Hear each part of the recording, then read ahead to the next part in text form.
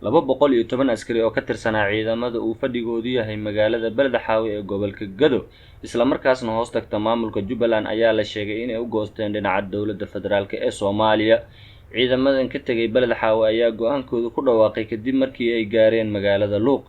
Maxamed Cabdi Muude oo ah sarkaal ka tirsan ciidamada ayaa u sheegay BBC-da inay talaabadan ay qaadeen u sabab ahayd isfahan waa dhex maray iyaga iyo maamulka. arrintan ayaa ku soo aaday xilli uu dhawaanahan si xoogaysanayay khilaaf siyaasadeed ee u dhexeeya maamulka dowladda federaalka iyo kuwa Jubbaland. waxaan isfahmi weynay qorshe ku saabsanaa in ciidamada jooga Beledxaawe loo qaado dhinaca gobolka waqooyi bari ee Kenya.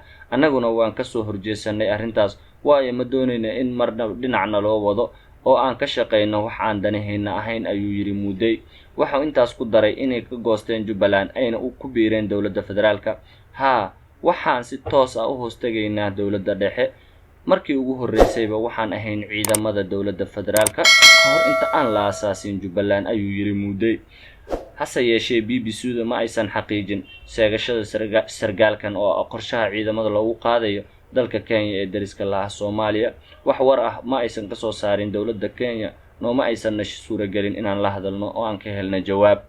sidee arrintani uga jawaabtay Jubbaland? madaxweyne ku-xigeenka Jubbaland Maxamuud Sayid Aadan oo BBC-da la hadlay ayaa qiray jiritaanka ciidamada baxsaday, balse sheegay inaysan ahayn wax weyn. horta Beledxaawe, Luuq iyo Doolo waxaa joogay hal ciidan oo ah ciidanka dowladda Soomaaliya oo ammaanka ilaaliyo oo waajibkiisu yahay la dagaalanka Al-shabaab. waxaa jira ciidamo dhalinyaro ah oo ka tirsanaa ciidanka Beledxaawe oo aaday magaalada Luuq, iyaguna waxa ay u tageen ciidankoodii kale oo jooga degmada Luuq. wax dhib ah oo ka taagnaa ma jirto. mar walba waxaa dhacday in ciidan meel lagu ogaa si amar la'aan ah ama sabab la xiriirta khilaaf dhex martay iyaga iyo madaxdooda uga tagaan xarumahoodii. marka maahan wax weyn, ama sida ay idaacaduhu u dhigayaan meel ay ka baxsadeen iyo cid ay u baxsadeen midna ma jirto, ayuu yiri madaxweyne ku-xigeenka Jubbaland. waxaa soo baxayay warar sheegaya in guddoomiyeyaashii Beledxaawe, Luuq iyo Doolo ay aadeen dhinaca dalka Itoobiya. Maxamuud Sayid Aadan oo arrintaasi ka hadlayay ayaa yiri xuduudahaas dheer ee ammaankoodu waxaana iska kaashada deegaanada dariska nala ah, ama Kenya ha ahaato ama Itoobiya ha ahaato. saraakiisha ammaanka iyo maamulkaba waxaa ka dhexeeya kulamo bishiiba mar la isugu tago oo lagu qiimeeyo arrimaha ammaanka.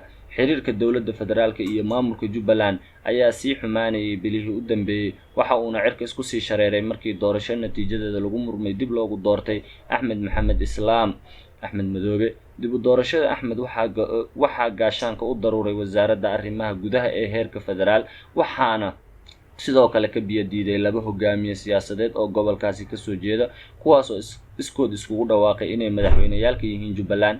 khilaafkan ayaa dhinaca kala weeqay xiriirkii dowladaha Kenya iyo Itoobiya, gaar ahaan wada shaqayntoodii dhinaca militariga ee ka qaybgalka howlgalka midowga Afrika ee Soomaaliya AMISOM, iyagoona Kenya ay taageertay doorashada Axmed Maxamed Islaam, halka Itoobiyana la aaminsan yahay inay taageersan tahay mowqifka dowladda federaalka ee Soomaaliya.